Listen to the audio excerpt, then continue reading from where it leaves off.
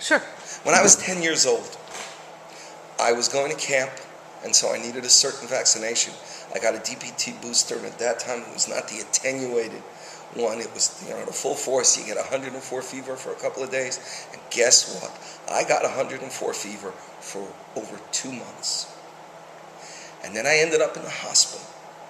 And I had a big surgery that, truth be told, if they had MRIs, I probably wouldn't have needed. And it was a long saga.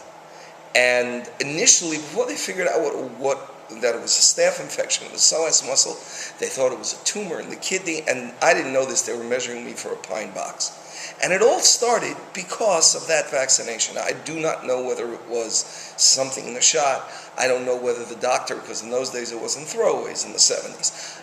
Probably, since the shot was given right over here, and that's where the psoas muscle comes up, probably the doctor didn't sterilize the needle well, and there was some staph on the infection. Be that as it may, when it came time to take my little boy for his first DPT shot, I was a basket case. And I brought him anyway, because that's what you got to do.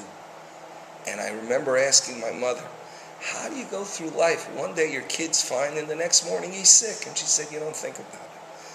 But do think about it. Because again, we are blessed with this miracle of vaccinations that we take for granted. And when our child asks, how come you're subjecting me to all of this pain of a doctor coming with a needle this big?